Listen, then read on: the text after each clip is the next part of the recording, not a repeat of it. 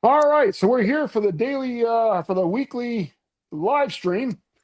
I'm just curious. Hope we lost a guy there, and it looks like we lost first 508. So he'll be right back. And a quick question for everybody is,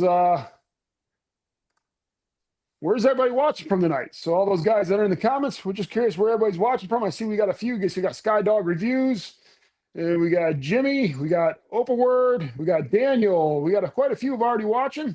And I'm just curious where everybody's from. And we're going to go roundtable here. And first of all, I am wearing the new, this is the Lloyd by Shirt Show. It's the Rad Cap. And just got this in the mail today. And Dubs, what about you, bud? What are you wearing? Wearing the Wildling from Funky Brims. It's a patchwork, pretty cool cap. I like it. Yeah. And Ox? I'm wearing it's called the Gottman cap, and it's Harris tweed, Scotland, 100% wool. I got this from the Crescendo Market in Bethlehem, PA. It's from Sunflower Trading Company, and the website is onefreshhat.com. Very similar to the Switcher November rain pattern. Chad, what cap you got on, buddy? I've got on the Peaky Hat apple core in gray. All right, and we're going to go ahead and introduce our first one. Troy is running a little late, so our first one's going to be on. We are going to introduce Ed to the store, or to the show. So Ed, everybody welcome Ed. And Ed, what's up, Ed? What's up, Ed? What's going on, Ed? What's up, Ed? Good to see you. All right, Ed, what kind of cap you got on, bud? Just like you, I've got the Rad Cap from Shirt Show. This is the gray one with it's herringbone. Not gray, it's more of a blue herringbone and a little bit of a plaid pattern over it. Very traditional, very old school. It just felt right for today. All right. So we're going to go ahead and kind of get right into it here. Ed, you are impressive on the way with your whole body transformation that you have going on, and also with you being a tax guy. But the first thing here, most people here that want to know is your top 3 caps. And top 3. So we're going to go with that one first. All right. So top 3. It would have been a little different before yesterday, but today I have to say the Rad Cap from Shirt Show. This is becoming a new favorite right here. 100% wool, has a nice little winter lining, super comfortable. Love this cap. This is going to be an everyday cap for me. My other cap, top 3, has to be the Swisher Gatsby Crest. And Ox and I, last time we hung out, I was wearing this cap. This is probably the most perfect fitting cap I own. I did a little bit of stretching when I first picked it up, and ever since then, it's perfect, absolutely perfect for me.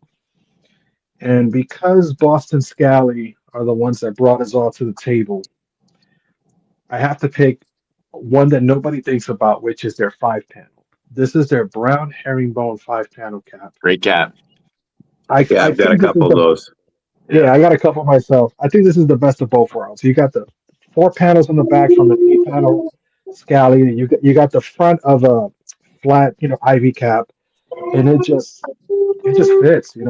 It hugs the head nicely. It's super comfortable. It's one of my favorite caps to wear. So that's my top 3 right there. I'm sorry, just a moment. And Ed, just curious, bud, what is what got you in, and is it to the whole Scally thing? And I mean, what got you involved? What's got you hooked? I know we talked a little bit earlier about the one you've had for a while. Yeah, so I have this old cap. This was actually a gift from my daughter's godfather. He went to Ireland, to Dublin on a trip, and he picked up a couple of Donegal tweed caps for him and myself.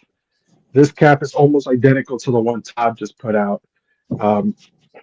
And this was one of the first flat caps I had. Absolutely loved it. Had it for 10 years, almost 15 years before I ended up discovering Boston Scally. And just on a whim, I looked up, flat cap in double extra large.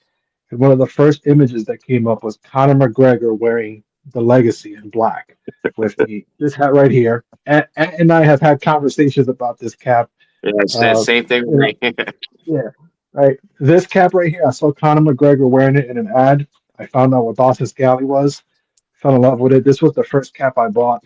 Then I discovered that they made these patchwork hats. This is the tradesman. I was hunting this hat down for months until they finally restocked it. I didn't even hesitate. I just bought it. And my obsession with flat caps started there.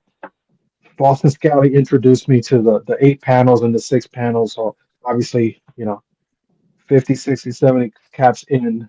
I have a little bit of everything now. But yeah, it's the flat caps, the Ivy caps. That's where it started for me.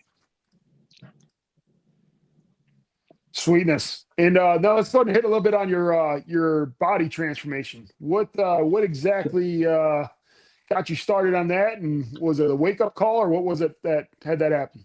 Yeah, it was definitely a wake up call. Like, during the lockdowns in 2020, I found myself getting, working from home, getting really ballooning, right? Stuffing your face at home. There's nowhere to go, nothing to do. And I put on a lot of weight real fast and I couldn't get it off.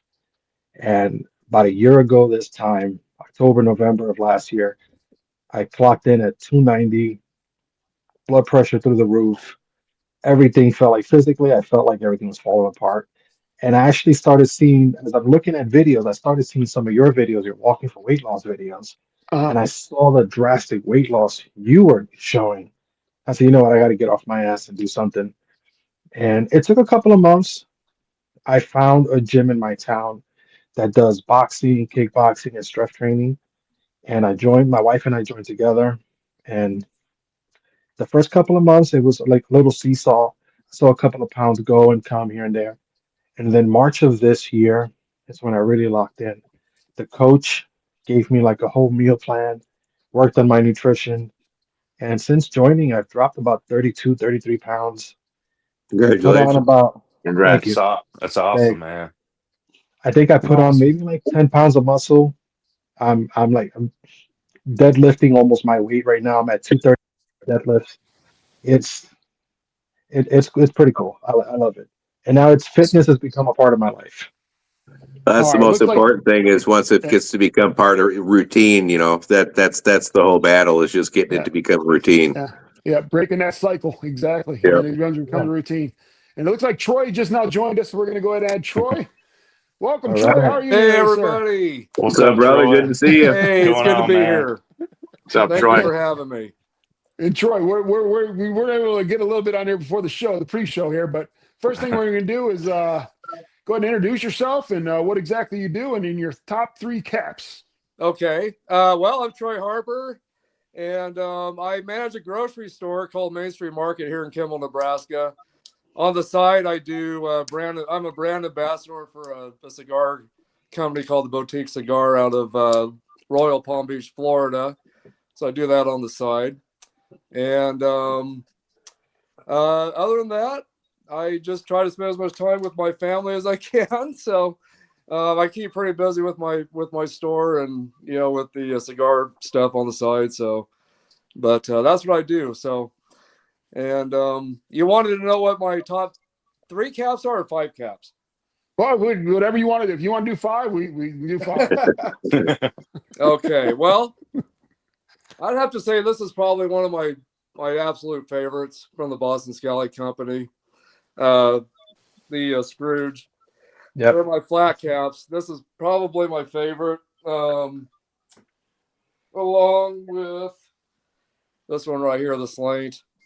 So I'd have to say these are probably my top 2 favorite flat caps. This was the very first cap I bought 4 years ago was the Kenmore. So that's still probably my very favorite, actually, just since it was my very first Boston Scally cap. So let's see here. And probably, I don't know, I really like the Dorchester. It's one of my favorite 6-panel caps anyway. And then I've really started really liking the Baker Boys. So those are probably my other favorites. So I like that Dorchester, man. It's a nice cap. yeah, that is it's definitely one of my favorites. I had bought the Boondock first and then I bought that one too. And then probably I have to say this Contender is probably one of my absolute favorites too for a flat cap. So Oh, yeah. so those are probably my absolute favorites. I'd Well, have I got to to ask say. you, Troy. What about the one on your head right now? What is that one? Well, this was my very first flat cap I ever bought. I bought this back in 1991 by Wilson Leather. And Wilson I was in high Leather. school. still Nice. wear it to this day. But yeah, that's probably the That's very first one I ever bought. that's an old Yeah. friend, man. Yeah. What's that? That's an old friend. It is. It is.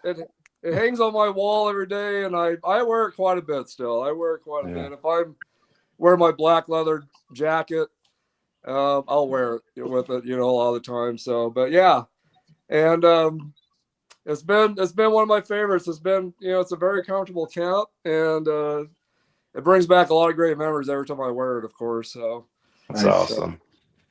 so All right, so we're going to go ahead and ask some questions here. We're going to start off with back to Ed. Now, I kind of hit a little bit on there as well, and I know these guys want to ask some questions as well. So I already asked my question for you. So who wants to go first? You want to go first, Ant Ox? You want to go first, Dub? What do you want to do? I guess we'll go with What? double work around and down. Okay, Yeah, sounds man. good. You talked about your diet and everything. What does it look like? Like, what are you eating right now? Like, So, yeah, no, that's a great question. yeah, So, first thing I did, one of the most important things was getting rid of like processed sugars, processed carbs. yeah, So no soft drinks. No, I don't even drink juices. I literally drink seltzer water, black coffee, and I mean whenever I want to indulge, I'll have some whiskey neat. But it's really water, seltzer, and black coffee for the most part.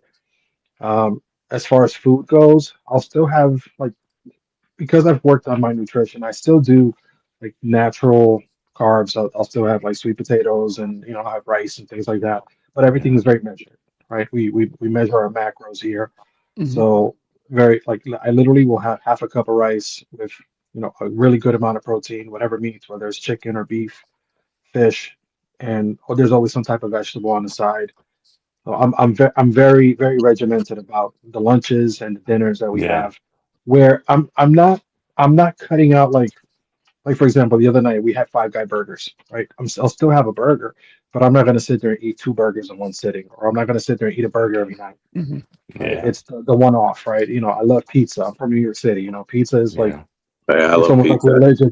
It's like religion to us, right? So a slice of pizza, I Yeah, won't eat a right. pie, but I'll have a slice. Hell yeah. So Why live I then if you can't have a slice? yeah, exactly, right. So what I do is everything in moderation. I avoid the things that I know are gonna just put the weight back on. So this, yeah, heavy sweets and stuff. I'm not eating a pack of cookies. I might eat one cookie, just to not just to kind of, you know, meet that craving. yeah, But yeah, it's honestly about just having more self-control about it, because especially there were times when I could sit there, eat a whole sleeve of Chips Ahoy cookies and not even think twice. Now we don't even buy them. I, I've been there. I know exactly what you're saying. There's a period of I had 3 years where I was pretty much injured, tore my soleus muscle, tore my plantar fascia tendon, and I didn't do anything for about 2.5 years, and I gained about mm, 100 pounds. I couldn't play basketball anymore. So I lost all those Yeah. athletic things I was able to do.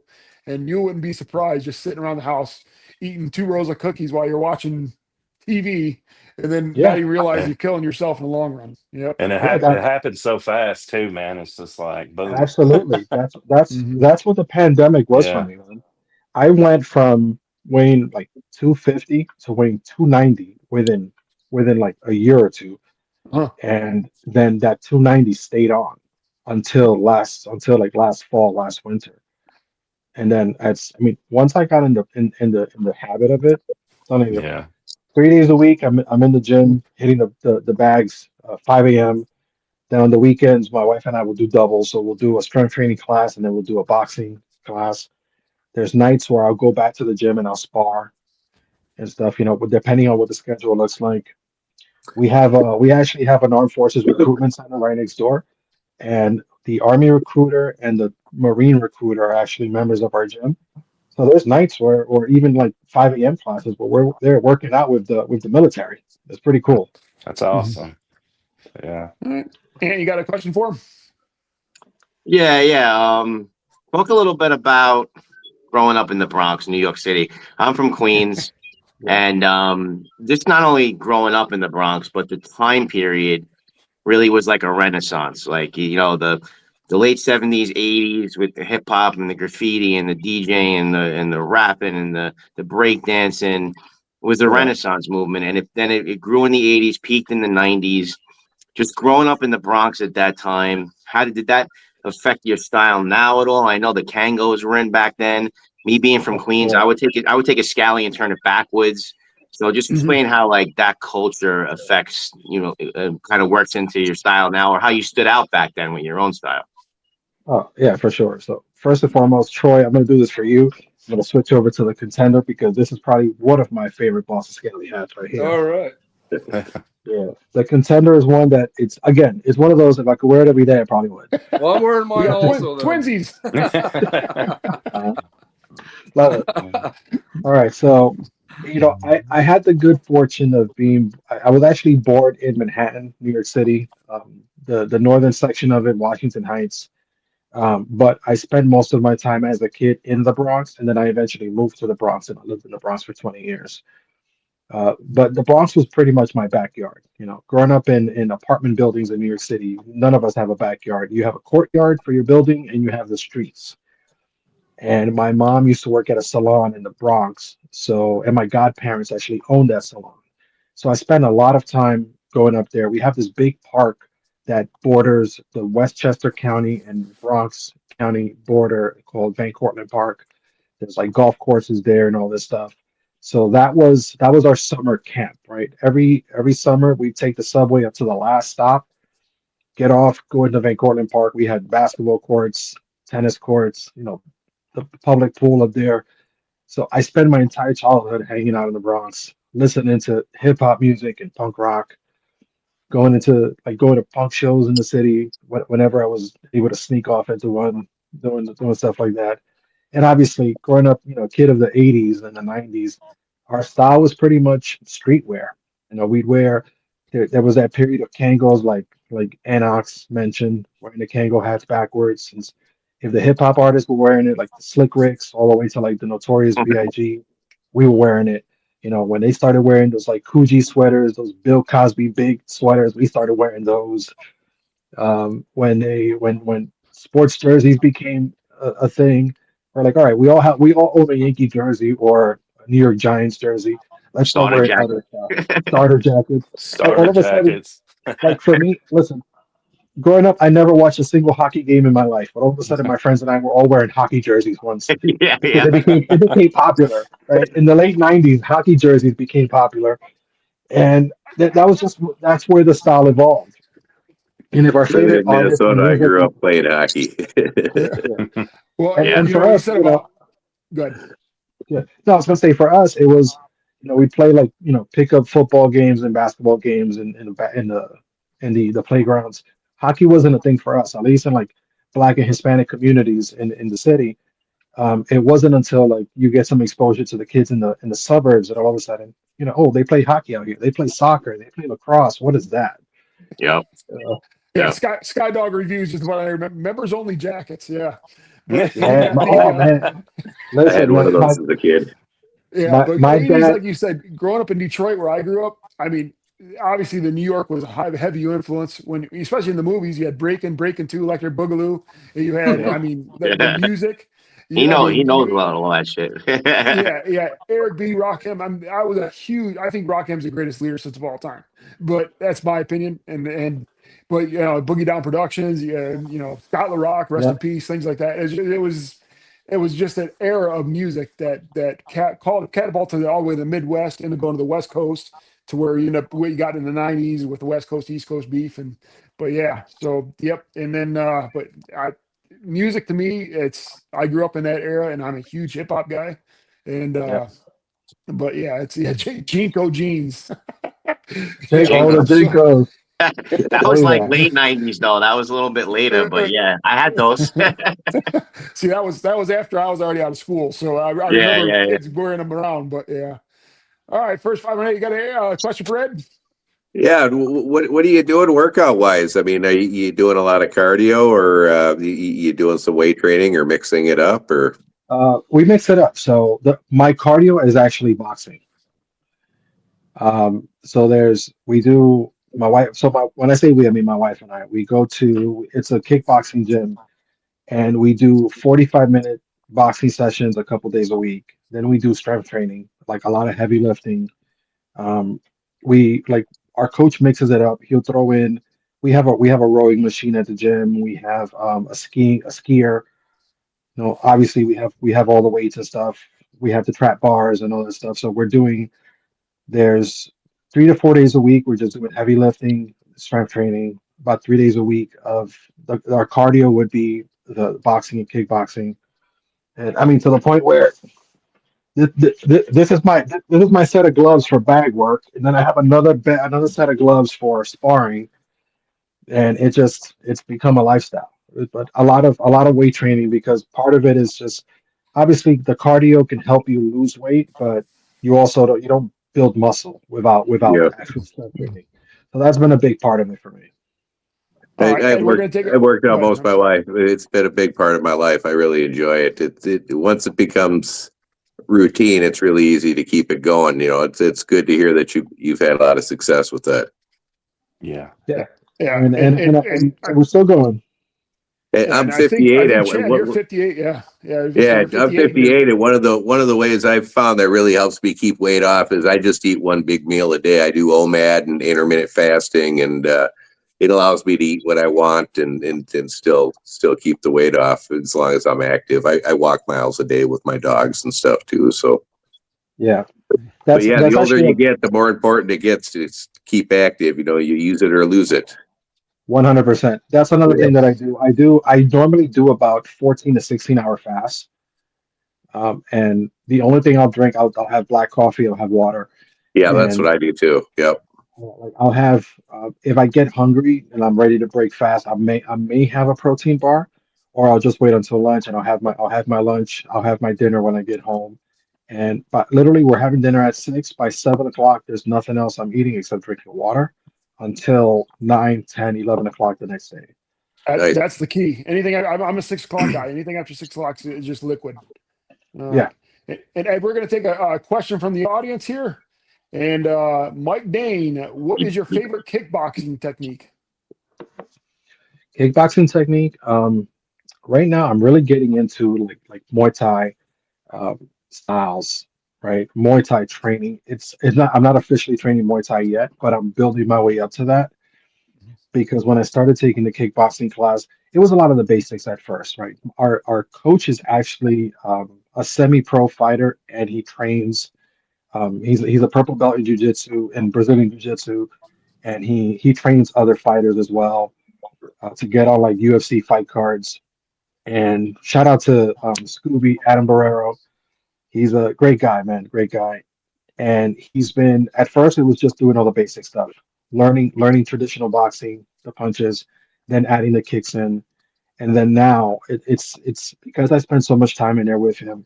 He started showing me some more of the mixed martial arts movements, and like literally like learning the footwork, learning how to work not just like a tie bag, but also like the teardrop bag, Mhm. um, wrecking balls and stuff like that. And it's so much fun, man. I find myself shadow boxing at odd hours of the day when I'm not at the gym, and practicing like rewrapping my hands and wrists because I wear hand wraps under the gloves, just to get the technique down right and get it done quickly. Because the moment we're in the gym, that's it. Once we stretch, we warm up, we're hitting the bags, and then eventually there's nights where we're literally sparring with each other. We're practicing our teeps, we're practicing our leg sweeps and all that stuff. One of my favorite things now, I'm learning actually how to, actually, Muay Thai is they call it the art of 8 limbs, because you're using your knees, Elbows. using your feet, Yep. elbows, hands. Uh-huh. So I Thai learning boxed learning for those years. learning those moves where you're here to here right there. It's one of the most fun things that I've picked up. So I'm really enjoying that. Yeah, I used to bounce back in the day, and when we had to go through training for that, elbows hit a lot harder than fists. So that's a Yeah. proven fact. I did some bouncing too when I got out of the army. Yeah. Nice. All right, Troy, it's your turn here. Now I got a question for you. I know you're into cigars, and I am not. I don't know much about cigars other than 10-hour cigars that Rockin used to refer to in his songs. But question for you is that I have you're a big music guy, and I know you go to a lot of concerts, and so I have got a question, and I know these other guys got a question as well. Out of you, first of all, what was your first concert you attended? The best concert you ever attended? And if you had to choose, or if you were able to see anybody dead or alive in concert, who would that be? Oh gosh. Well, my first concert was Striper at the Paramount Theater in Denver, Colorado in January of 1997. And I joined a youth group just so I could go. I heard these kids talking about the hallway, so I joined the youth group because this youth group was going to go see them. So I joined this youth group just so I could go see him, and then after I got to go see him, I quit the youth group. So ended up working with them 3 years later. So it was fate, I guess. But let's see. So you said my first concert, my favorite concert. It'd have to be that first Striper show. Probably was my very first concert and my favorite still to this day. Besides any of the Kiss shows that I've seen. And who would I want to see that's either dead or alive? Man, I would love to see Jimi Hendrix. Yeah, I would too. Yeah, Nice. or the Who, the old Who. I'd love to see those guys. So, now we're going to go roundtable because I want everybody to answer this question as well. Myself, first concert I went to was back in March of 1987. It was the Beastie Boys License to Ill tour at the Fox Theater in Detroit, Michigan. My favorite concert of all time was probably about 15 years ago. I went and saw a rapper called Tech Nine, and his live show was absolutely amazing. And, Everybody talks about that, about his live shows, man. But as far as an artist, dead or alive, I would have to go probably with Prince, just to be able to see him, and you know, especially back in the 80s, you know, I got to be an extra for Purple Rain when they were filming the concert scenes at First Avenue for that movie for Prince. We got to stay there all day long and watch him play, and we got paid like $30. It was you should have got awesome. an extra at the lake scene with Apollonia. That's what you should have done. wow. Chad, do you actually can you see yourself in the movie? Not in that one. I was an extra in another movie called That Was Then, This Is Now with Emilio Estevez and Craig Shepard, and I'm in a couple of scenes in that movie. Wow, how about That's that? cool. Wow. My band had been playing a show downtown. I used to play drums in a punk band, and the casting director for the show saw our band play, and they hired us to play the lead girls brothers gang. The singer from my band had a pretty big part. He got beat up by Emilio Estevez in the movie. It was a lot of fun. Oh, wow. Wow. What about you, Brandon? What's your first concert, favorite concert, and favorite artist, dead or alive? Yeah. The first concert I went to was the Doobie Brothers and Leonard Skinner with my dad, man. So Man. That was pretty cool. My favorite, Nice. I guess, would be Ozfest, man. Back in the day, I got to see Pantera, Ozzy, and all that kind of stuff. So that was pretty cool. Right on. And the one that I wish that I could have seen would have been Lane Staley from Alice in Chains. So, Oh yeah. Yeah. Oh yeah, he was amazing. Too bad with him is addiction's a thing. And I got a quick question to answer here. Moose, have you ever been to an ICP show? I have, not because of them. I went to school with a local rapper in Detroit called Esham, and I actually like some ICP songs. yeah. So Esham actually introduced me to ICP a long time ago, and that's how I got to go to one of their shows. I never was at the show; I was at backstage. But yeah, but that was, and growing up around the Detroit area, that was a big thing with ICP. You're a juggalo, man. No juggalo here. Yeah. All right, Ant Ox, let's hear from you, bud. My first concert actually does not represent my musical taste at all because I actually won the tickets on Z100. It was the Jingle Ball, which is like in the first Jingle Ball for Z100, it was like a bunch of female artists. So it was like Sheryl Crow and Tracy Chapman. I think No Doubt headlined it. And so that was the first concert I'd ever been to, but that really doesn't represent too much of my musical taste, although that stuff's not bad. But I mean, my whole teenage years, I spent so much time down the Lower East Side of Manhattan, going to all different venues, and I had some really wild concert experiences, man. Like the Sugar Hill Gang, I saw them in a small place called the Wetlands, and they actually pulled me on stage during Rapper's Delight. I was up there with the Sugar Hill Gang during Rapper's Delight, dancing on stage. Dude, Heavy that's Kev was crazy. up there, Grandmaster Kaz, Busy B, and Hip then hop, I'm up. hip hop, it on to that. Yeah, and then also I don't know if you know Dick. I remember Dick Dale, the surf guitarist. He played that Oh, Pulp yeah. Fiction song, the song in Pulp Fiction. He was playing Mhm. that song literally with his guitar, like right in front of my face. And he was like, he said he used to glue the calluses back on his fingers just to play. And then I saw like, I'm a big like old school reggae fan. So again, Irving Plaza, Toots and the Maytals, if you ever heard of them, I was on stage with him during 5446. A lot of Scratch Perry I saw down there. I mean, and then I went to a lot of the regular mainstream rock shows, the K Rock concerts, and everything. I saw so many concerts, so many different genres I was into. I was a big part of the punk ska New York hardcore scene, but always basically hip hop was my main thing. I did see the Beastie Boys as well, but years later with the Hello Nasty tour with Biz Markie and Tribe. I'd have to say my favorite concert though was probably Gangstar and Rage Against the Machine. That was insane. Rage. That I was forgot I've about seen insane. Rage a few times. They're pretty good in Yeah. concert. Yeah, with Gangstar open, and they actually had you know, police on horse outside. Like they had the riot squad there, like after the concert, you know. So that was crazy. That was the sickest pit I had ever seen or been part of. But my favorite artist of all time is Bob Marley, for sure. I think Bob Marley is the greatest singer-songwriter ever. I saw his sons this past summer, the Marley Brothers, which was absolutely amazing. I saw Ziggy years ago. So he's the one who I'd want to see in concert. You know, although unfortunately it's not going to happen. I did see his sons, and that's as close as I ever came to it. So All right. You're up, Jed. All Uh, right.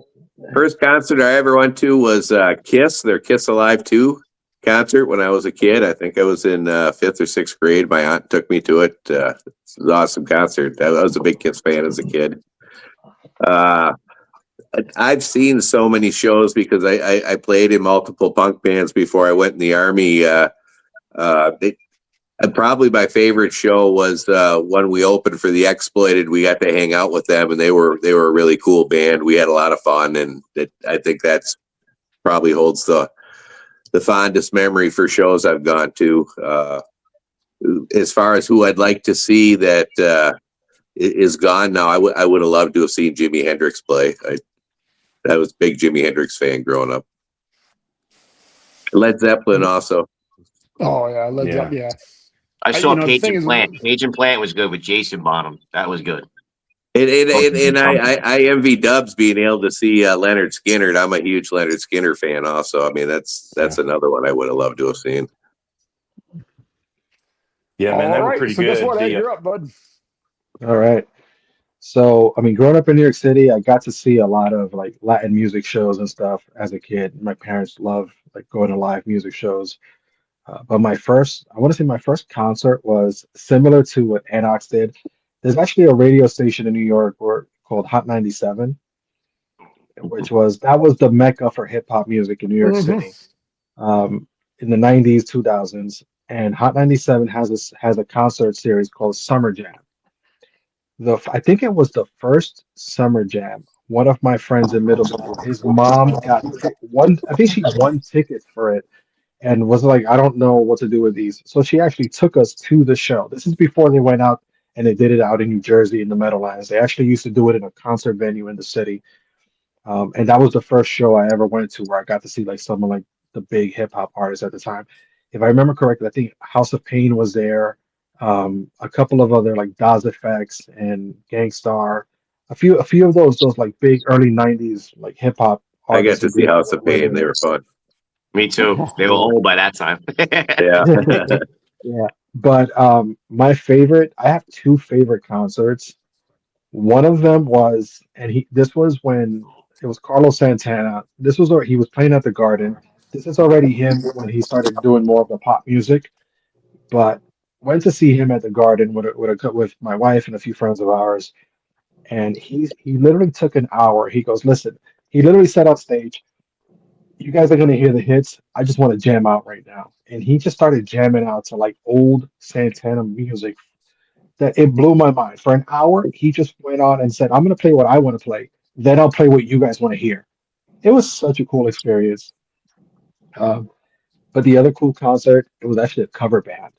There's a cover band out here called Bon Journey. They're a Bon Jovi and Journey cover band. And Really? I never even heard of that. listen, they actually played out here at the same music festival where the Marley Brothers were playing this past summer. Yeah, the Great South Bay. Great South Bay, yeah. Bon Journey was there. They just played it. I missed it because the night that they were playing, we weren't here. But what the cool thing about their show is they mix Bon Jovi and Journey songs, and in the middle of their show, they actually do a tribute to Rock of Ages, and they go through the entire Rock of Ages catalog for like the Broadway show, and then they go back to every show they end up with "Don't Stop Believing," which is one of the corniest Yo, songs, but also those one of the best songs ever. those are two of my guilty pleasure bands, bro. I'm always when done any of their songs come on, man. I'm Oh singing my that God, shit for loud. sure, It's my for sure. life. Yeah. And Yeah. listen, Hell yeah. just like that, I'm a huge Bob Marley fan. You'll see my Bob Marley flag right here in my office. Would love to have seen him live, but more importantly, the purple one, Prince, right here. Man, if I could have seen him live, that would have made my day. Hey, it was a lot of fun to see live. All right, now Troy, I don't know if you can hear me or not, but we got a pretty bad echo on your end. Yeah, so I don't know if you have external speakers we can mute. Can you guys hear me? Yep. Yeah, I can hear you. Yeah. Okay. And am I still echoing? There's a little bit of an I echo. can't. Yeah, I hear a little bit of feedback. Huh. We're echoing for you. So you gotta turn your speakers down.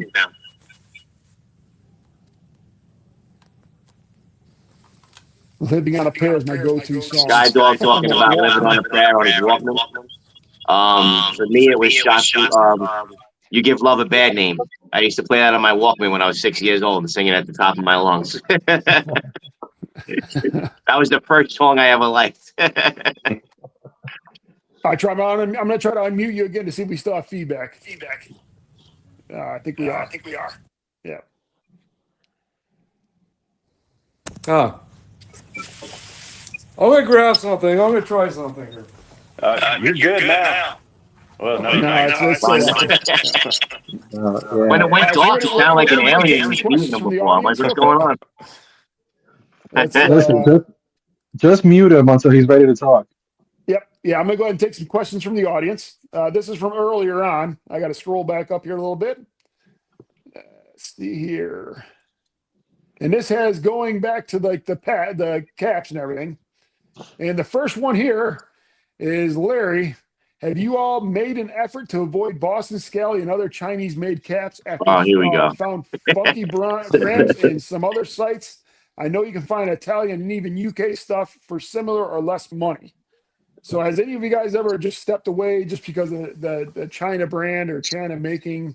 I know myself, it's not so much the reason of that. It's the quality recently of Boston Scally.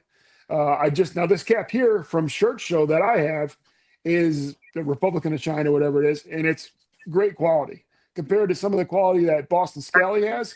This is top notch quality. So I don't mind where the cap is made. It's just the quality control of the company that's selling them. Obviously, Todd at Church Show was on his P's and Q's and make sure he paid attention to that. What about you? And I'll go with you, Brandon. I shop everybody, man. I do Funky Brim, Swisher, just everybody. Boston Scally, and I don't really have a problem with it. I have been kind of getting away from Boston Scally as of late. just because I found different hat places, funky brims, and I like the whole European kind of appeal to it. So, but I like the Made in America stuff too, like the dude from what's his name, Mulligan Mulligan. Gear, Mulligan Gear, yeah, Mhm. yeah. So that's I'm just all over the place, man. So yeah, Yeah, Skydog said that BSC has my size. Most others don't. Like I said, we were discussing that in the break before that about the people that had 2XLs and things like that are a lot harder to find with other companies. What about yeah. you, Ant Ox? Does that affect you at all? Do you even care? Or Nah, not at all, man. If you drop a banger, I'm buying it. Even if it's Boston Scally, like I'll skip a lot of that stuff, and yeah, you expand your horizons, and I'm getting into more other caps now than ever before. I'm also getting more used to how my head looks on certain shape caps now. Um, or how certain shape caps look on my head now. More than just the standard, like the Boston Scally keeps putting out the same shapes. I feel like, but from where it's made, I don't care because there are. And Swisher was talking about this on another show. There are a lot of high quality manufacturers in China, so it's about. I've even gotten some good hats on Temu. I mean, it's hit or miss, So I'm not, making any political statement or anything like that, like where the hat's made. If I like the hat, I'm buying it. I'm putting it on my head. Even if I I agree. haven't bought the Boston Scally one in a long time, I'm not saying I'm done with Boston Scally. Even with quality control issues, stuff like that, which I haven't had many over the years. Boston Scally puts out a hot hat. I'm copping it. I agree 100%. What about you, Chad? Yeah, I've got some nice caps from Boston Scally. I like. I don't really care where they're made. If I like the quality of the cap, I'll buy it. With Boston Scally, though, they're really inconsistent sometimes regarding size, and some of their caps are kind of a little too gimmicky for me. But they do make some nice caps that I like. I really like the caps I recently got from Peaky Hat. Also, Funky Brims has some really cool caps. There's some other sites that like Swisher and some of those other ones. I don't have caps yet, but I think they look like they have some nice stuff from reviews I've seen from some of you guys do of them. Yeah. Mhm. Ed? Yeah, again, it's more about quality control for me. Where they're made is irrelevant as long as they're putting out a good quality. Like for example, like I have over 50 Boston Scally hats. I've had quite a few with quality control issues, and it's really more the sizing, and Yeah. which Moose and I had a conversation about this earlier. It's kudos to their customer service department because they take care of everything, but I feel like they still don't address the quality control issues. But you have a cap like for example, the Rad Cap, right, from Shirt Show. Todd proudly said, "Hey, this is made in China, but it's a great quality cap, 100% wool." You know, he made sure that these caps were made right. All three of the colors that he put out, he made sure that these things were made right because he was slapping his name on it. And Mhm. it doesn't matter where they're made as long as you get a good manufacturer that's going to make it. Peaky Hat, for example, great caps, they're all made in China as well. It's unfortunately our country is not a manufacturing country anymore. Everything got outsourced to Asia and then to other countries as well. And a lot of the manufacturers have really stepped it up. They've put out quality stuff. There's a lot of things that we own that we didn't know were made in China. That's why they actually switched those labels over to PRC to kind of I noticed get that, away man. from the Yeah. made in China. That was made in PRC. And if you're not hip to it, you won't notice that, oh, People's Republic of. Yeah. Yeah. That's the No, thing. I exactly. So, collect a lot of knives, and a lot of cheap knives are made in China, but also a lot of very nice knives are made in China. yeah, It's not being made in China. It's the manufacturer there, whether it's going to be good or not. I mean, you have good and bad in all Yeah. countries, And yeah, to manufacturer wise. piggyback what off Ed was saying is like, with the quality control with what you're saying with the shirt show is that they're still a small business. So they're still trying to make sure to where Boston Scally, your people are going to get it regardless because of the name of the brand. And yeah. and so they have that leniency to where okay we can make mistakes as long as one if we have great customer service we can but without actually fixing the issue because they're so mass produced. But Exactly. yeah, I agree. I agree with that 100%. And what about you, Troy? I know you're a Boston Scally guy, and I am, but I tell you what, I've got my eye on the Peaky hats. I've Mhm. been you and Chad. I've been They've quickly become watching my everything. favorite company. Yeah, I've been watching a lot of what you do, Chad, with with these reviews from Peaky Hat and also, and I tell you what, I'm about ready to pull the trigger finally on some of those, definitely. So Yeah, grab one of their Ivy caps. Those look really good. yeah, those I haven't heard a single bad thing about those new Ivy caps they've put out. yeah, I've just been back, I've been sitting back watching, and watching Peaky Hat, grow, amongst a lot of viewers on, a lot of people that have YouTube channels, and I'm seeing more and more reviews, and I'm seeing a lot of people very happy with Peaky Hat. So Yeah. yeah, so it's I've just been kind of waiting for the right time to kind of get involved with that. I wanted to see what other people were experiencing with them before I started, jumping at the gun on that. Oh, So, but he's a person. So like, if you want yeah, customer service, you're talking to the guy. yeah, Yeah. You can yeah. message him and he's talking to you. And It's I'm not like impressed with that. Definitely yeah. impressed with that. Yes, absolutely. So yeah, I'm getting very close to pulling the trigger on a couple of Peaky Hats. So You'll love them. yeah, so I'm loving what I'm seeing so far. So, but I yeah, I've got a been couple stuck on my with bot. I I've got a been couple on my Christmas list with the rads too. But yeah, I've been pretty dedicated to Boston Scally, I'll admit. I've been, that's who I've been buying from for the past, 4 years pretty much.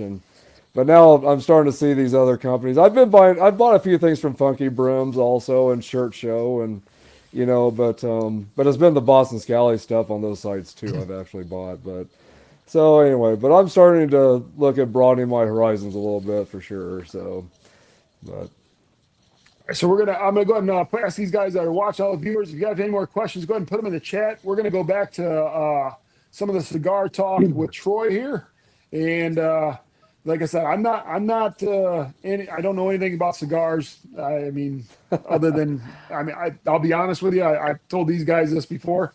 I have never smoked a day in my life, so I don't even yeah. know what that, no matter what it was. So Well, but- and I've never smoked a cigarette. I've never chewed. I've never done any of the vapes.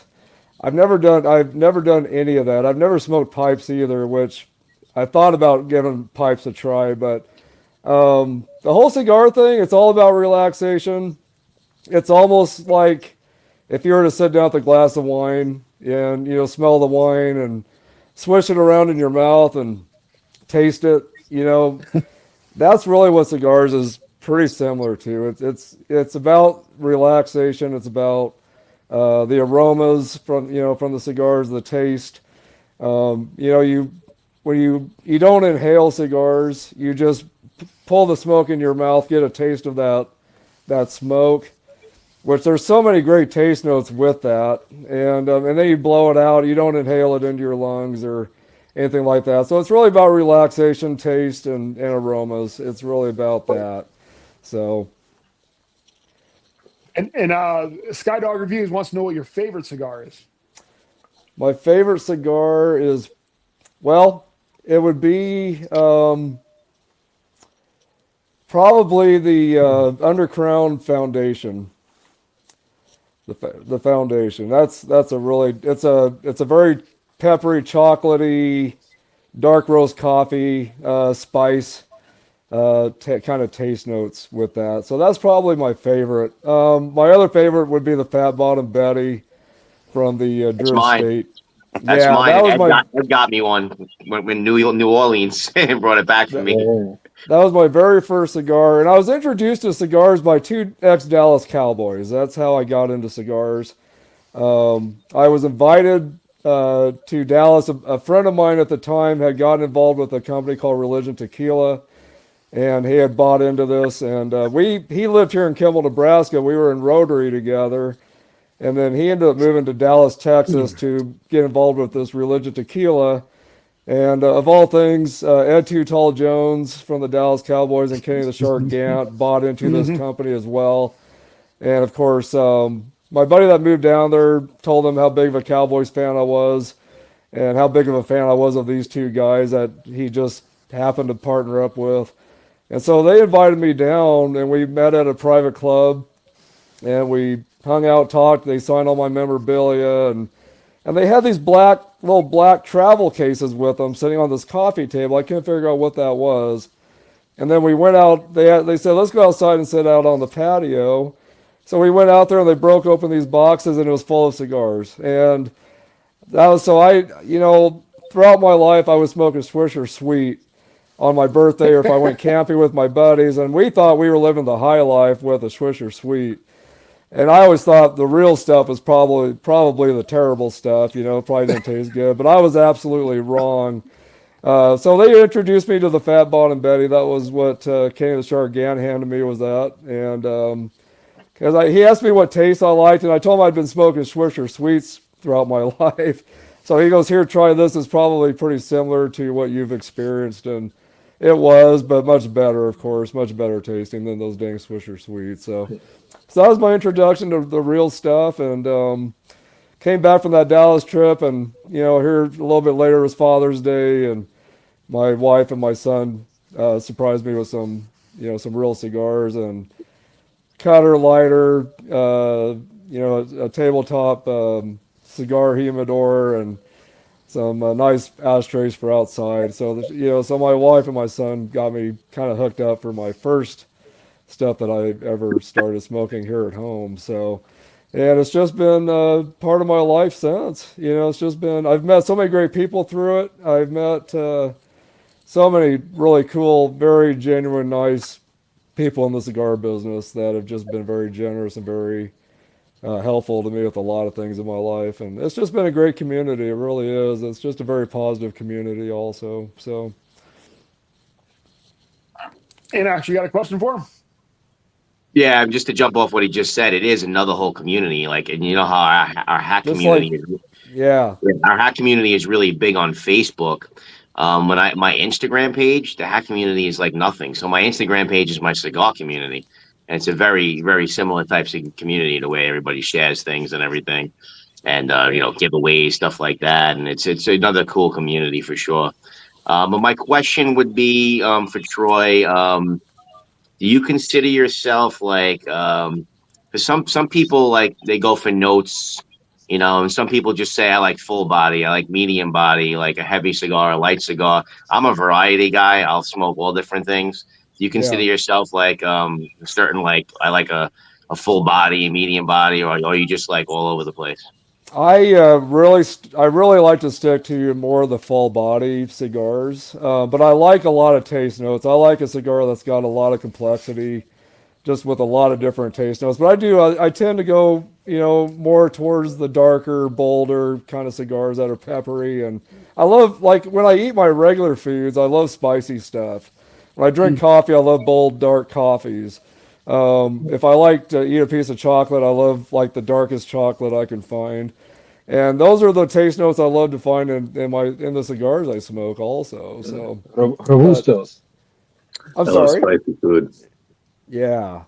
But I do like, once in a while, I do like to go back to my Fat Bottom Betty and smoke one of those, maybe after a good Italian meal or a heavier meal. I like to have, if I'm trying to stay away from sweets or some kind of dessert, I will go to having one of those instead for my dessert, So I do like to have my sweet cigars once in a while. So I got a question in the chat from Skydog. Your favorite region on cigars? Dominican, Honduran, etc.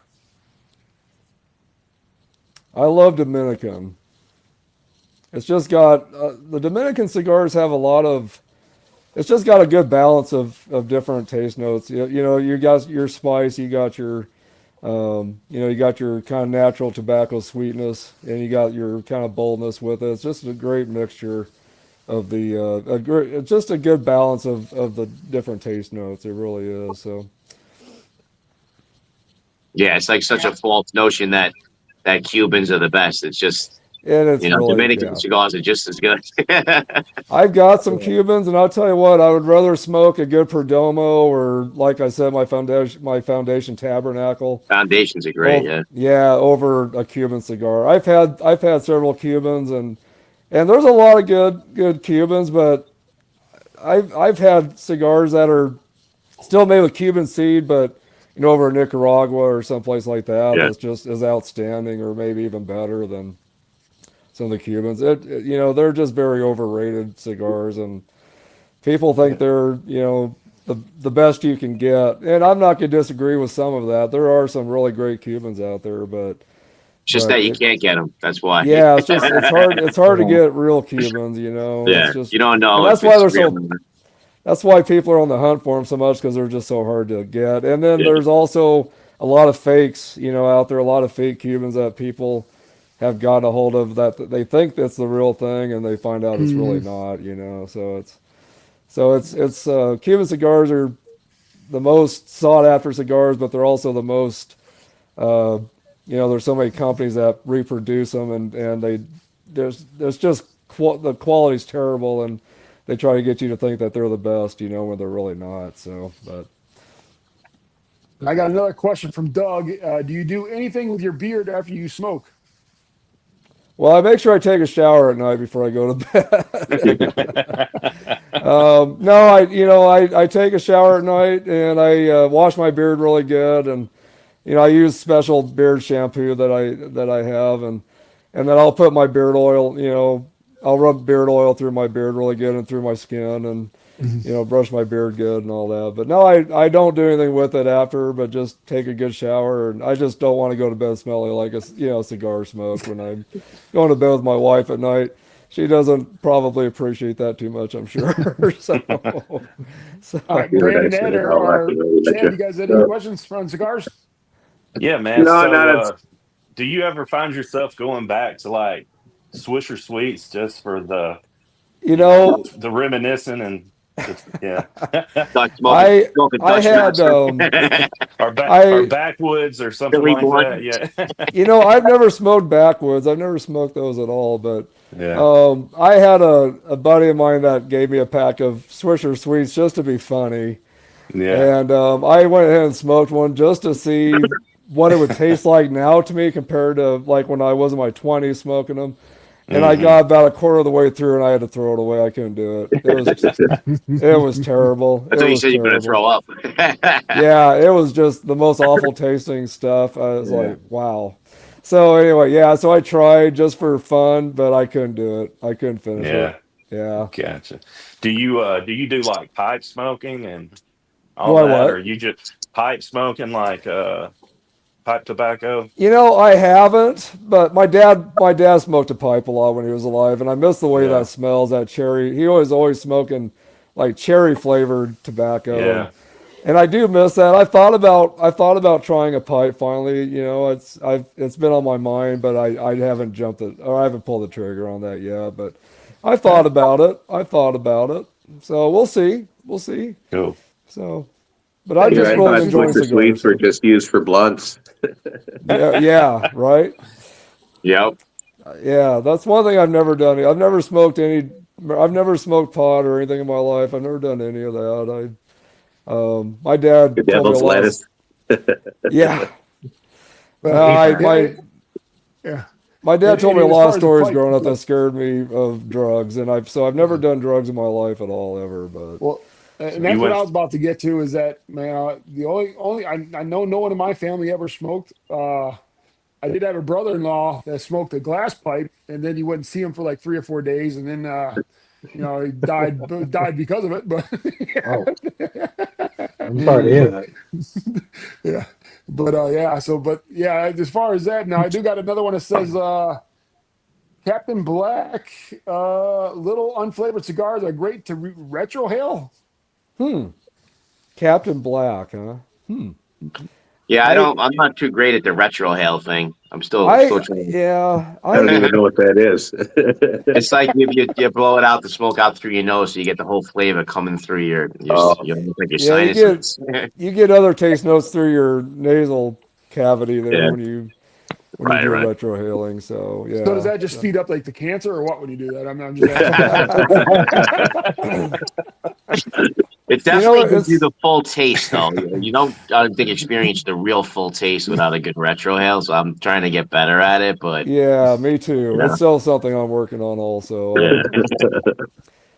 There's not really any proven links yet that with cigars and cancer. There's nothing No, that they I was have. kidding around about that. Yeah. Oh yeah, no, but there's nothing that has been actually found yet where cigars have been linked to Yeah, any it's kind of cancer. because you don't So, inhale them into your lungs, and it's more the chewing tobacco linked to the mouth cancer and yeah, stuff like that.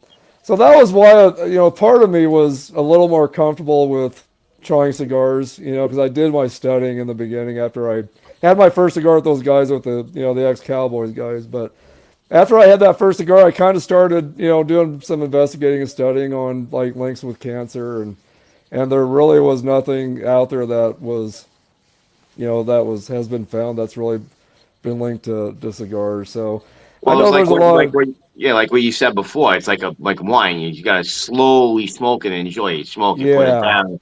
yeah, Like it's a long. If you don't smoke it right, you're gonna get sick right away. And that'll yeah. stop you from not smoking it right. Yeah, I mean, I definitely recommend if you're new to cigars, definitely start off with some of the lighter cigars, and definitely have a good meal before it. Have plenty of fluids to drink and something Yeah. to snack on. Especially if you're gonna jump into trying some more of the fuller stuff. So Cigar is terrible.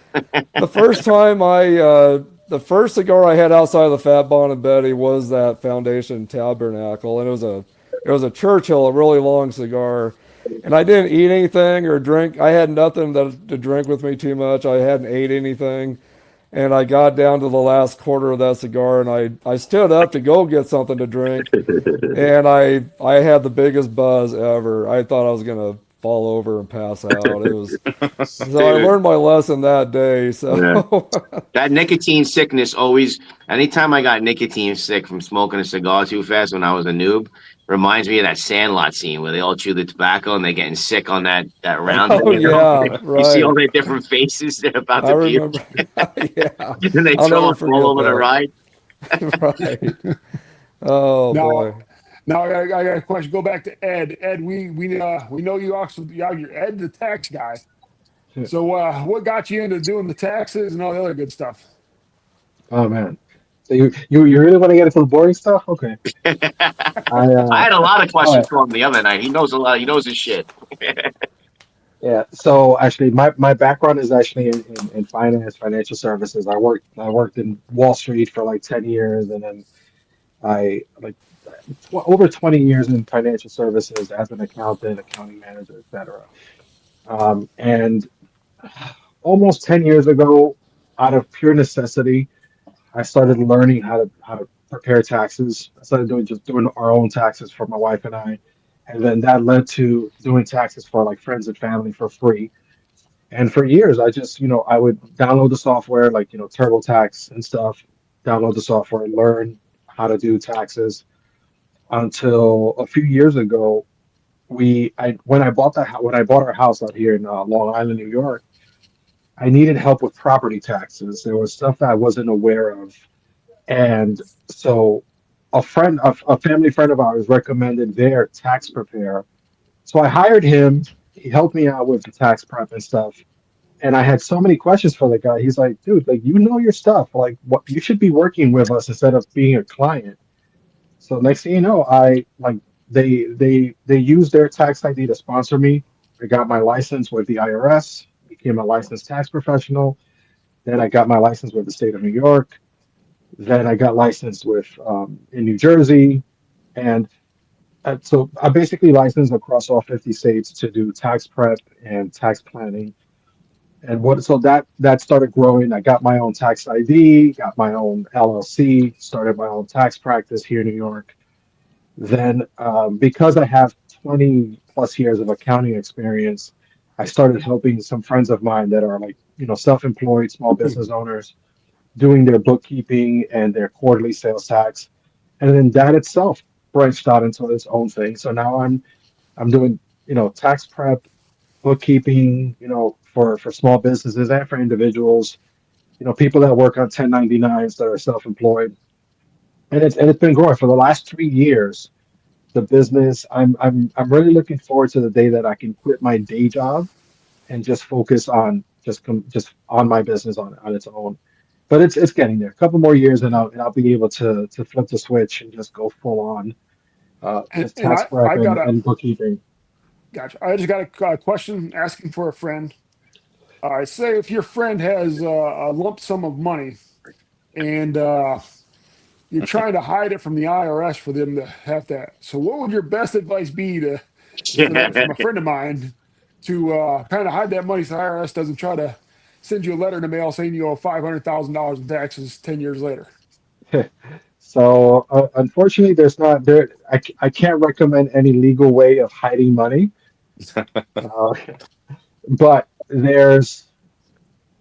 it all depends on how the money was acquired and where and what is done with the funds. Mhm. It's really, I'll tell you this, there are plenty of legal ways to avoid taxation or double taxation without doing anything illegal that can get you in trouble or your friend in trouble. All I right. should say. Okay. No, I appreciate that. It involves obviously investing in the right things, products or services or businesses. Um, you can't really hide it, just use it well. I can say Yeah. that. Well, I'll tell you a funny story Use your since we're, money smartly. yeah, I'll tell you a funny story. Back in 2007, I got a letter from the IRS. All right. I opened it up and they said I owed $527,000. I opened Ah, that up. I literally laid down in my bed. My wife was sitting next to me. She's like, "What's wrong?" I was like, "I'm going to jail."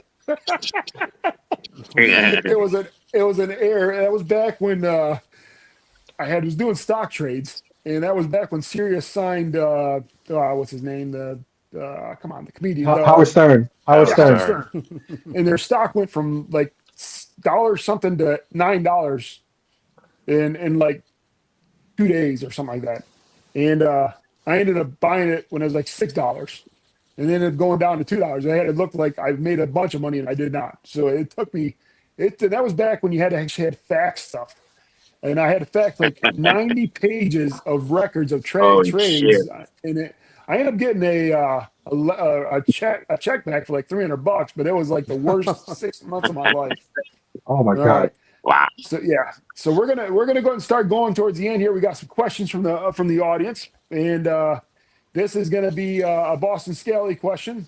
As we know, they're doing their Christmas giveaway thing where they're doing ornaments, 12 days of stars. Christmas. Yeah. Yeah, 12 days of Christmas, and they have a cap that limited 500. It's the coal, black coal. I'm not sure what the name of it is. The Christmas coal is what they call it. Yeah. Christmas coal. Yeah. Now the cap does look pretty sick. I do like the black on black. Yeah. I mean, there's a lot of people complaining because there's a lot of people that spend a lot of money on Boston Scally caps that are not getting. They're getting like the hat hanger or something like that, which is understandable. You spend the money, you expect that they look out for you, but that's not the way the world works sometimes. And I'm just curious what you guys think about it because we have a couple comments on here. Like Brett Skinner, he just asked was like, talk about the Boston Scally coal cap, please. And I purposely bought the red herringbone one, even though I got the red rum from Swisher, and I'm going to do a review of comparing the two, the two side by side. I am going to do that, and but I don't know if I'm going to get that cap sent to me or not. And I mean, I 500. It seems like there's a lot. That seems like a lot of orders to where you get 500 selected. But I'm just curious as far as their marketing, it's a genius because it's like kind of hitting like the golden ticket, Willy Wonka, if you get Yeah. the cap. Well, I'm just curious what you guys' thought on it, and if you guys seen the cap, you guys like the cap. I don't know. I like it. I like.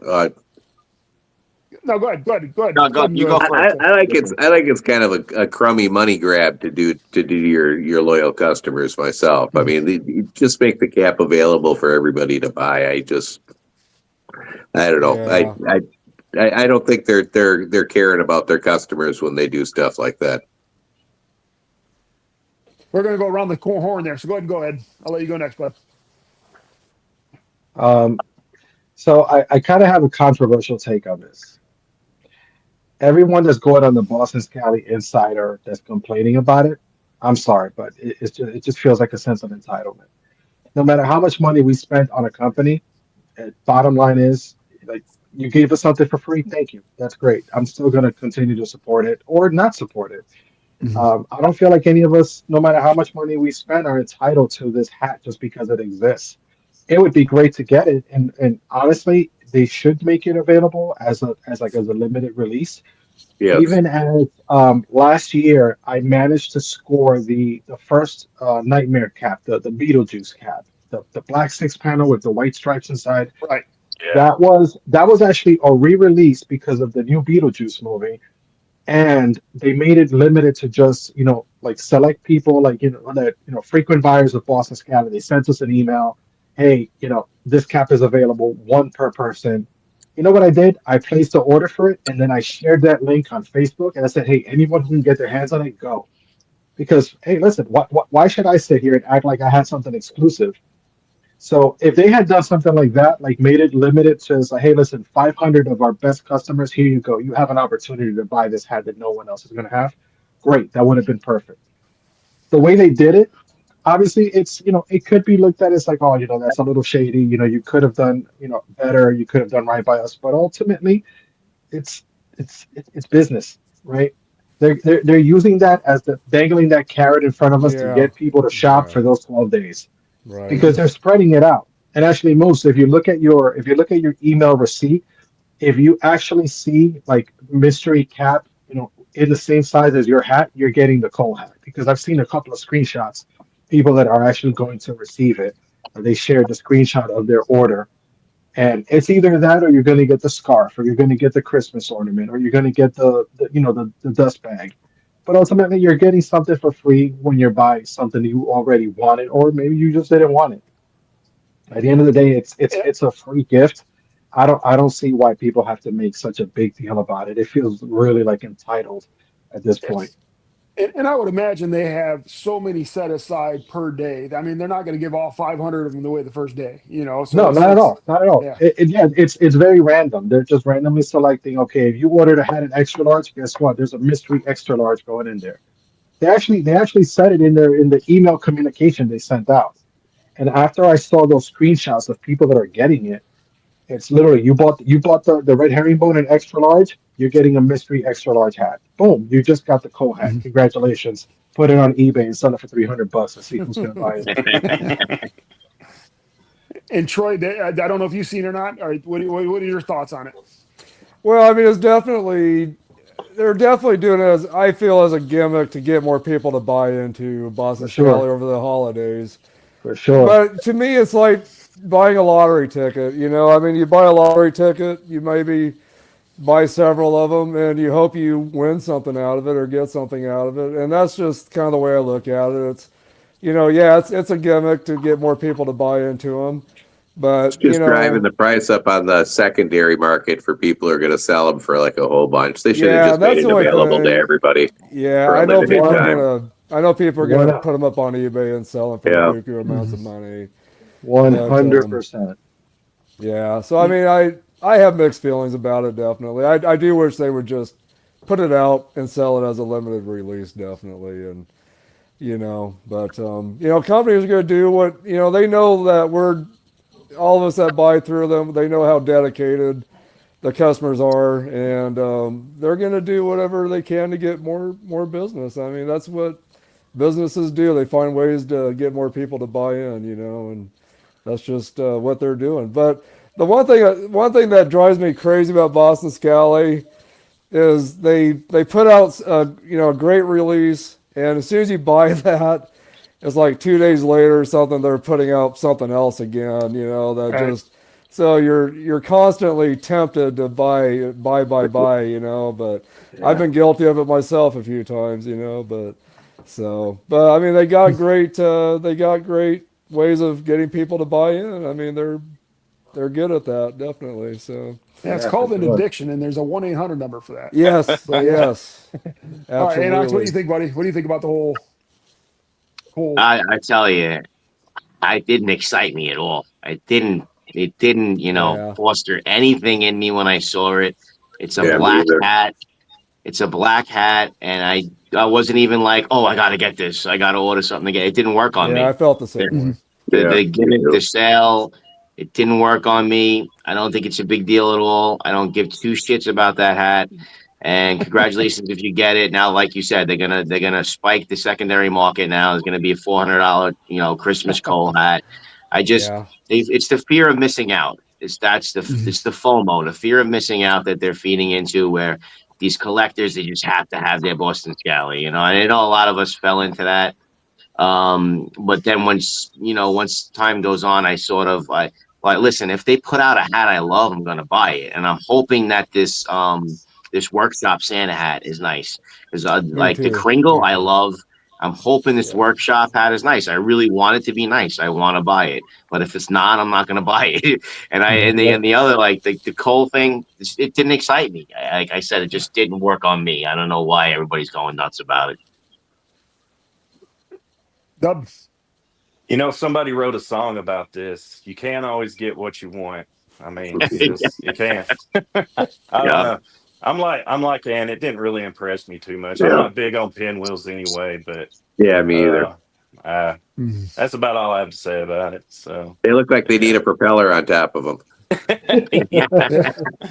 Yeah. But yeah. see Uh, that one, that Santa one that's coming out now, the workshop, it looks unique if it's like the hat on the picture. A lot of times the hat on the picture is not the hat.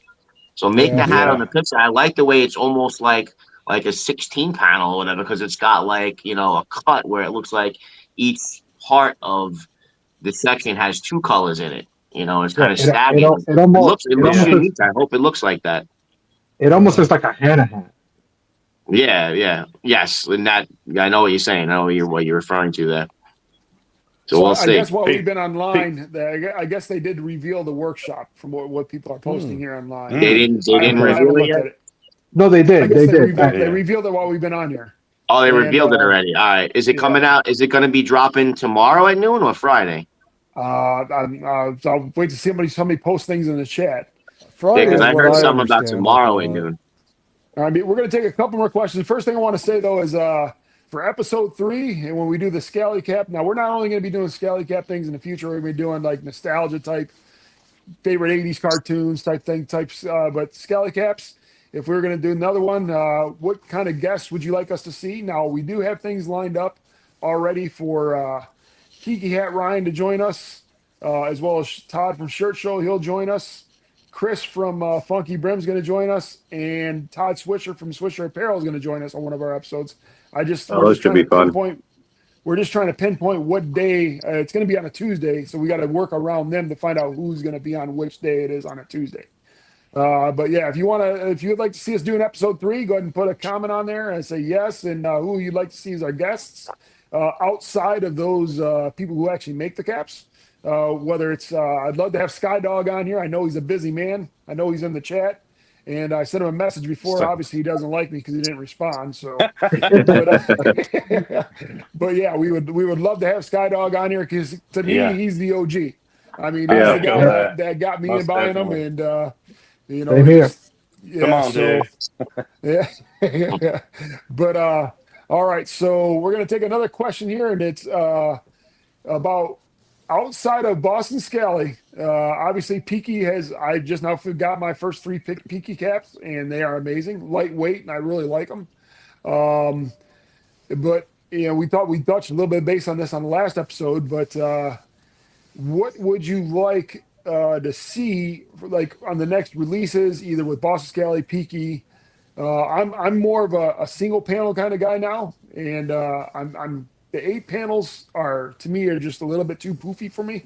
But you me know, too. if you were somebody watching this, where what would you recommend them go to next outside of let's say obviously most of these people are Boston Scally, so whether it's Peaky, Swisher, or it's one of those other brands, what would you recommend somebody to pick up for their next cap? Go ahead, go What was Doug. talking about? I would recommend Funky Brims for sure. The Hell's collab that they do with Hell's flannel, I think those are pretty cool. So yeah, For me, I mean, I'm really into Swisher now. Just the way the caps come in, pre-steamed, and just there's such a quality cap. It's a wow factor when you put on your head. But I would still have to steer towards Funky Brims because of the variety. So when you yeah, go on Funky Brims, you're going to see such a variety that you're most likely going to find something that you like, and they're most all well definitely. made, your European made caps for the most part. So Mhm. that would be the next stop, I would say. And then they even have a Boston Scally section where you can get Boston Scallies for the same price at free shipping. So that would That's be what the I was next gonna stop, say. I would Free say. shipping. Yeah, Right, Yeah, the free right. shipping is awesome. Same thing with Swisher. He's got free shipping, and depending on the cap, they're great priced as well. So And those would be the I two. think at Funky Brims, I don't think I could even get charged tax for them. Yeah, it's I just a don't think straight up so. extra price. Yeah. Yeah, Yep. what I've paid is what I've seen And the, on their site. So and the same thing, like I said about Ryan from Peaky, you're dealing with a person. You're dealing with Chris. He's Yeah. the guy. Yeah. He's the company. And yeah. you Yeah. just he's your friend, man. You message him, and it's great customer service like that. And that's the And part of being a Todd small Swisher's the same business. way. Todd Swisher's the Yep, same way. exactly. So small business, you want to have that interaction where because you can't afford not to have that interaction in order to Yeah, be a with part of the Boston game. Scally, I don't know who I'm talking to. I'm talking to a Yeah. PR Well, person. I'm yeah. talking to Yeah. the girl in the No, office. I don't know. you're talking. Yeah, you're definitely not talking to PR. You're talking to whoever their shipping products are going through. It's not even somebody with Boston Scally. Like I said, if I were to send a message, I think his name's Mike, the owner. I'm pretty sure he's not. Hey, yeah, if it was the old, yeah, get this. He wouldn't recommend anything because he's not going to respond to you. But Yeah, that's the difference it's between doing likely a not. bigger business corporation and then what it would be with Peaky or Swisher or Shirt Show. But all right, Chad. What about you? What kind of cap would you recommend somebody for their first cap outside of Boston Scally?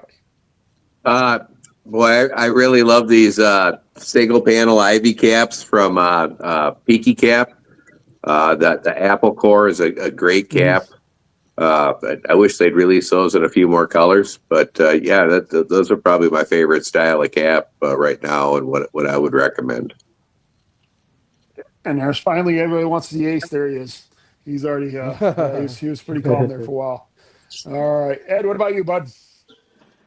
Well, obviously we've mentioned them before, but we got Swisher, we've got Shirt Show, the two Todds. You can't go wrong with either. Uh, Todd Swisher, besides his own brand, he also carries I think Mukros caps in his online shop. He carries some of those, I think the Epoch caps. He has a nice selection. And then our friend Todd Soren over at Shirt Show, besides his own cap right now, he also carries some of the hologram caps, just like Funky Brims. It's a popular cap. I actually have a bunch of holograms here that I've gotten. So there's so many varieties, so many choices. I lean towards supporting small businesses, and obviously the company that has the biggest selection is Funky Brims. Chris Lawton Yeah. and Sarah have a great model, great setup there. A big selection of those European caps. But then you have, you have the Swishers, you have the Rad caps now, another option we can look into. And I'm looking forward to seeing these guys grow and just put out more products and still maintain that level of quality that they're consumers themselves, so they know that they're not gonna sell something they wouldn't buy themselves, and that's what I Yeah. respect and love about these guys. And I got a question from Doug. Doug actually stated here, he's like, Funky Rims has a reward program, which is sweet. Same thing with Swisher. They have that rewards program after I think you get Yep. $25 off or something like that. But yeah, that's another perk that I don't understand because even Dixon does it on the flannel side. How come Yep. Boston Scally doesn't offer that on their end? They don't give There's you got to anything. be. Yeah. They give you How about a that free email they free send that's shipping. like, yeah, congrats, you're a VIP. And then I'm like, where's my code? You're just Yeah. congratulating me that I'm a VIP and I get nothing. Yeah. Um, Yeah, so it's kind of weird that they don't have one, but you would think that it would be another perk for the people to get addicted even quicker. But hey, I only got to spend $100 more, and I get $25 off on top of the three. If I purchase three, I get $25, so it saves you $50. yeah. And then guess they that's took the away business side of me the that free doesn't make shipping. sense. They took away the free Right. shipping on the 3-hat deal. Yeah, right. Yeah, And that was that a was the big biggest perk. People were that was pissed a off big about one. that. Do I you know a guys couple people remember? stopped buying because of that. Yeah, listen. Do you guys remember Tim Skydog literally put together a spreadsheet Oh with yeah, all of the Excel. codes, Yeah. all of the discounts, and this Yeah. is the best combination? Man, this guy was genius. And the Yeah. best deal was 3 caps, $25 off, and free shipping. You couldn't beat that. And That's how I built they my saw that collection of video. Office Flyers. Yeah, They saw yeah, Skydog's video and they were like, "That's enough of that." yeah. Like, Yeah, no way more. to go there, Sky Dog. Way to go, Tim. We Yeah. appreciate it. You But ran one it for thing I do everybody gotta now. say is though, the dust bags never came with the hats. Now you get a free dust bag with every hat. That's something that they do now. They never did that before. Yeah, Yeah, he just not responded. He just put on there. He's like, that my Excel spreadsheet is useless now. they made it Yeah, but obsolete. I think he even went up to like 6 or 9 caps or something like that. He broke it down. It was like something astronomical. Yeah, but that was when he was doing those reviews that had like 20 caps in a review. Yeah. Yeah. All right. Yeah. Doug just went Sky Dog's fault. All right. So we're pretty much wrapping it up here now. We're gonna go ahead and take. We'll do one more question for everybody, and we'll go round table to answer it. So the next question in the chat will be the one that gets asked. Come on now, baby steps. Yeah. So we got the. Skydog just up on. He's like, I got another large review coming. Yeah, because he's been on all those trips. He's been gone for 2 months on a cruise because the government Yeah. shutdown. Yeah, he didn't want to work in the air traffic control. I guess. I wonder if he was one of the ones that got the $10,000 bonus for working during the shutdown. Maybe. What if he's Alright, one of the so- ones who got the Christmas call? Hawaii. Yeah, he got the Christmas call. Yeah. All right, come on. Next question here. Who's got the next question for us?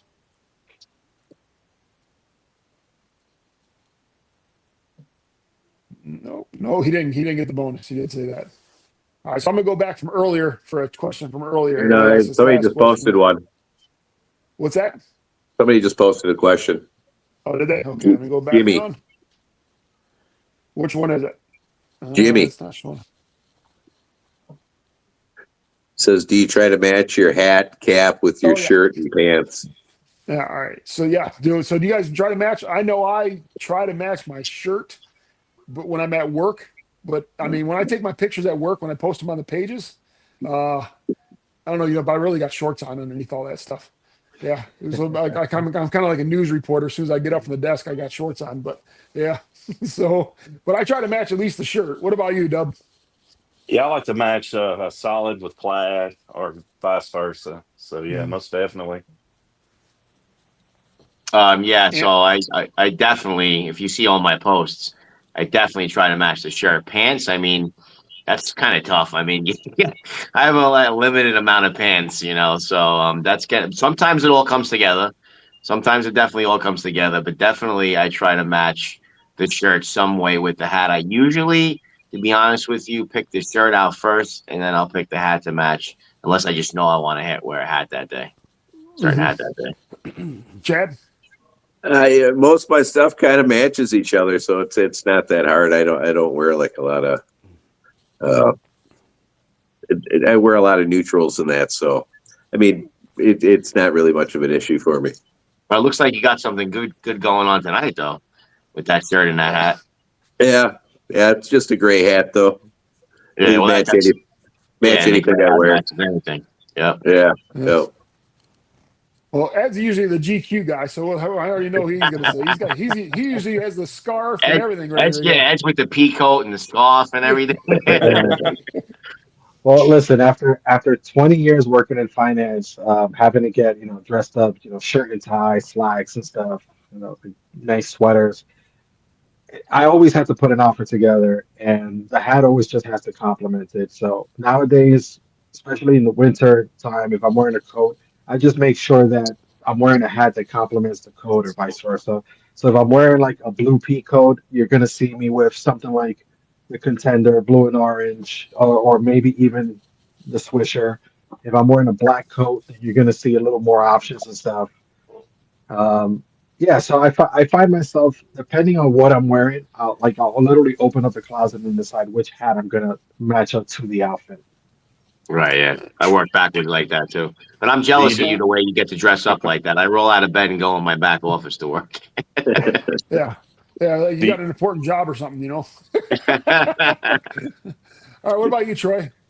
Well, I definitely like to have my hats, match my coat or jacket.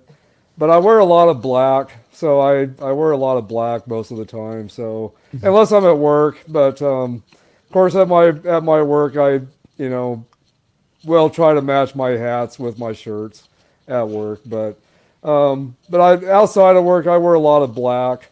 So most of my hats usually match whatever I'm wearing for my shirts. But if I've got a shirt on that's got some purples in it or blues, I do try to find a hat that kind of matches that a little bit. So I do to a point. But Swisher Nevermore with the purple. There you go. Oh, All right, I got Doug asking one more thing. This is a quick response. Any of you have any new merch of your own coming soon? There is a link to my Redbubble, which also has the gentleman's roundtable shirts on there, as well as reviews of Moose. I know Dub's working on something. Go ahead, Dub. yeah, I got some Dubs Hat Hub stuff I'm working on, and another idea called the SCALLY Life that I'm working on as well. Doing like cryptids and kind of old school tattoo looking stuff with the scally caps. So I'm gonna try putting some stuff out in a couple of weeks. So yeah, trying to keep up with these other guys, man. So And I, Well, currently I got the pin with Pinhead's pins, the Boondock Saints Ant Ox pin, which is kind of selling really well. So we want to try to get rid of the rest of those, and then it'll be retired like other Pinhead's pins. So if you can pick one of those up. And then I got the Christmas stuff. I got the Krampus shirt out that somebody had requested I make. And I got this the Badass Santa one on my Redbubble shop. If you're watching on my channel, there's the link there. Moving forward into the next year, I have this thing in my head where I sort of want to branch away from the Ant Ox a little bit and get a little more creative with some other things that I have going in my mind. So I'll definitely unveil that when the time is right.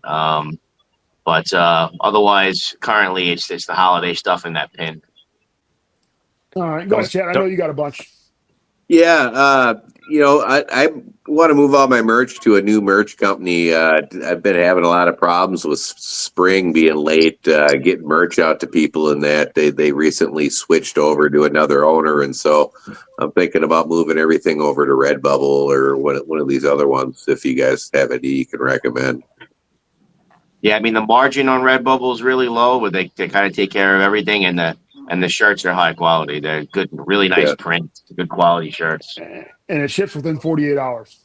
Yeah, I ordered a couple of Moose's Roundtable shirts. I ordered the South Park one and one of the other ones, the Garbage Pail Kids one. And so I was going to see how I liked those. And if I liked them, I was going to move all my merch over to that company. Moose, the And reviews Troy, with Moose. When I searched the reviews with Moose, I can't find it on Redbubble. I had to go by your link. same here. I couldn't find it either. I sent them a message. I'm waiting for them to respond. I think maybe you're too new on there. It might take a couple weeks to populate. Yeah, it's only been there maybe a week. Yeah, it's gonna take a little while. Yeah, that's what. Ed and Troy, do you guys have any merch for any of our guys watching? I ordered the South Park shirt from you. Nice. Just because I live close to Colorado, and I go to Colorado quite a bit, so I thought it'd be a good shirt to have. So I did order that in navy blue is what I ordered that in. So my Dallas Cowboys colors, of course. So, but and then of course I've had shirts for sale too for quite a while, but through Rush Order Tees, I've got shirts for all my different podcasts, and they're pretty high quality shirts. I'm wearing one tonight, but they've been very high quality shirts. I've never had a bad shirt that's gone out to any of my followers that buy them. But usually if anyone DMs me or messages me, I can definitely tell them how they can get any of my shirts. So, but so anyway, but I don't have anything. I don't have anything new, but I am definitely interested in that Redbubble. That might be something I might be looking at too for maybe my shirts as well. So, All right. All right. So that's going to pretty much wrap up the show. Ed, you didn't have any merch, did you, bud? No, not at all. I just support all of you guys that have merch. And now that I know that Chad has some merch out there and you have your Redbubble shirt store, like I have Ant Ox stuff. Definitely a lot of the shirt show stuff. They really like knock it out the park with all the Scally crew tees and pins. So yeah, that's just I've been more of a collector and supporter. Yeah, there you go. Nice. I got that dust bag too. yeah.